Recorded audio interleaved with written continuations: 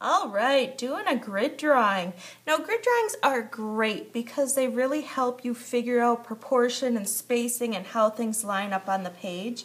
Grid drawings go way back in history. A lot of people have done grid drawings and people are still using grid drawings in order to do their work. Now the most important thing with any drawing that you do is a good composition. Because if you don't start out with something interesting, your picture is not going to be very interesting. Now this is a really neat composition because it's like laying on the ground looking up at this building, which is why we decided to use this picture for the example. So here we have our gridded sheet of paper.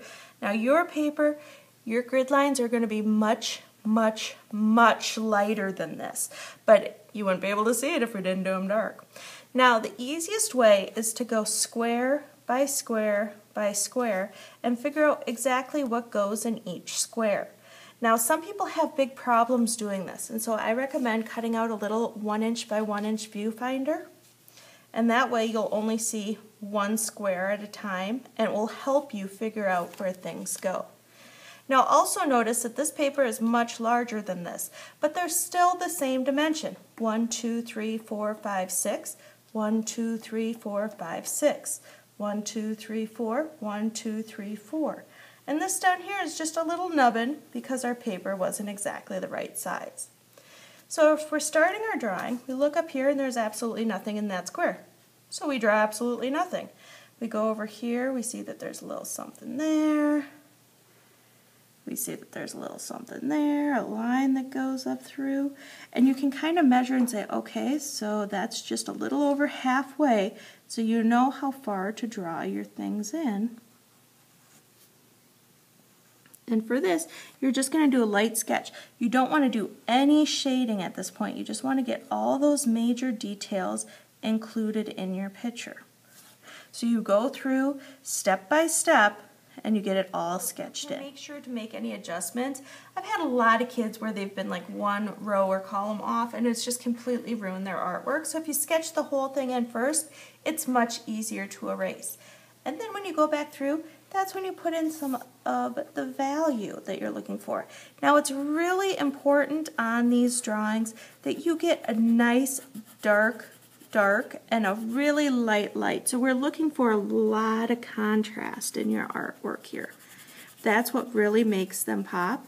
You just have to be really careful to think about where the value goes, because this is what is going to give your building shape and form.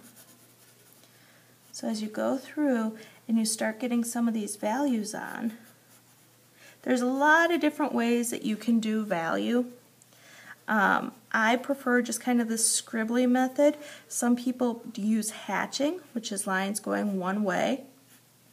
Others use cross hatching, where they cross those lines to get that value. And some people that are super patient use stippling, where they do dots. But unless you have a lot of spare time, I wouldn't recommend that because that takes eons. So you just start shading it in, working as you go, following your original guidelines. Now if anything was messed up in your original guidelines and you catch it now, just go ahead and fix it. Those guidelines aren't set in stone. You don't have to follow them exactly, but you're going to want to because that was your first glimpse at the picture and that's where you used your lines. Now before you guys would start filling in with value, you are going to want to erase the grid, and this is why. If you go back in to erase that grid now, then you have a big eraser mark, and anytime you try and go in after that, it's still not going to be the same.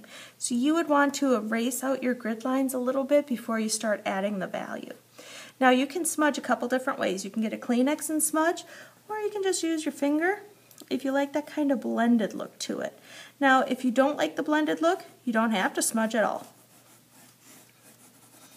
Any of these straight lines you can also use a ruler on if you want the really crisp look, and that works especially well in these architectural drawings. So then you just go through, after you're done with the smudging, you can go back in, put in some more major details if you want, so those lines. Now a good rule of thumb of something to do is to hold your picture away from you and take a step back from it. And that way you can make sure it's dark enough. If you squint at it and it all blends together, it's too light and you need to go back in and add some more contrast. Another thing that's a tip that you can use is if you have a separate sheet of paper and you put it underneath your hand, then your hand won't smudge as you go. Once you're all done, all of a sudden the grid will all come together.